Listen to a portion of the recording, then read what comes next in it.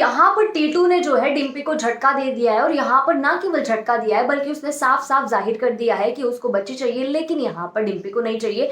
डिम्पी के दिमाग जो है वो पैसों से वैसे ही बिगड़ा हुआ है। हम सबसे ये चीज छुपाई नहीं गई है कि जब पैसा आया था तब भी डिम्पी का, चाहे वो समर के साथ रही हो, तब भी उसका दिमाग खराब हुआ था।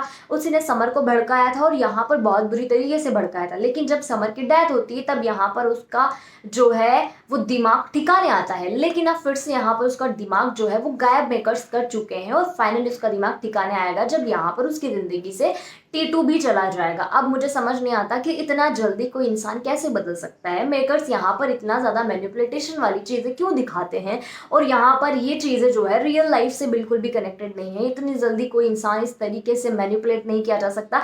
तो यहाँ पर उसको देखकर थोड़ा सा अजीब जरूर लगता है, लेकिन उसके बाद आपको दिखाया जाएगा कि जैसे टीटू गायब हो जाएगा उसके बाद डिम्पी की अक्ल पूरी तरीके से ठिकाने लगेगी, क्योंकि वनराज को बहुत बड़ा नुकसान होने वाला है, बहुत बड़ा लॉस होने वाला है, क्योंकि थोड़े टाइम में कमाया गया पैसा ज्यादा वक्त के लिए नहीं टिक सकता। उसी के साथ यहाँ पर वनराज को भी अब यहाँ गरीबी फिर से फेस करनी पड़ेगी, क्योंकि उसका पैसा जो है वो यहाँ पर चीजों को बेचकर उसने कमाया है। यानी कि उसने यहाँ पर कुछ बड़ा बिजनेस अनुज की तरह नहीं बनाया जो हमेशा के लिए चलता रहे, बल्कि उसने यहाँ पर एक साथ सारा पैसा लिया, सारा पैसा एक साथ डाला और शेयर मार्केट और बाकी की चीजों में, और इन सबको गिरने में वक्त नहीं लगता।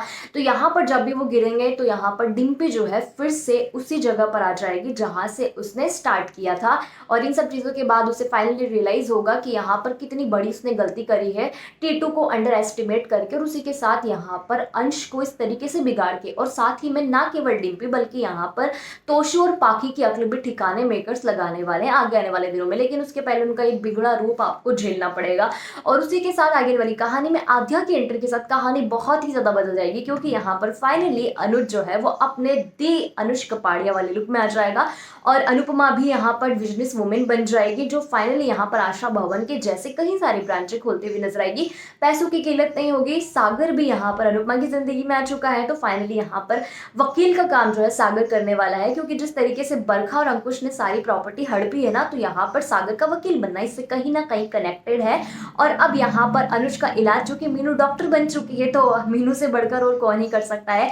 तो यहाँ पर सारी चीजें जो आपको कहानी में दिखाई गई है ना, ये इसी किसी न किसी पर्पज से यहाँ पर आपके साथ कनेक्ट की हुई है। सागर का यहाँ पर वकील बनना, मीनू का डॉक्टर बनकर आना, ये सारी चीजें कहानी में बहुत ही ज्यादा मजेदार रोल प्ले भी करेगी। और उसी के साथ सारी चीजें जो है ना सोची समझी यहाँ पर प्लानिंग है, और आगे आने वाले दिनों में आपको देखोगे कि सारी सोची समझी प्लानिंग एक दूसरे के साथ कनेक्ट होती है, अनुष्का को किस तरीके से मिलाती है और आध्या को किस तरीके से ढूंढ निकालती है। तो सही चीजें होंगी। अगर आपको आज की पसंद है वीडियो को लाइक शेयर, चैनल को सब्सक्राइब कर दीजिएगा। कमेंट सेक्शन में कमेंट करके ये जरूर बताइएगा कि सागर और मीनू की जोड़ी आपको कितनी अच्छी लगती है। कि आपको लगता है कि सागर को वाकई में मीनू के साथ होना चाहिए? कमेंट सेक्शन में कमेंट करके जरूर बताएं।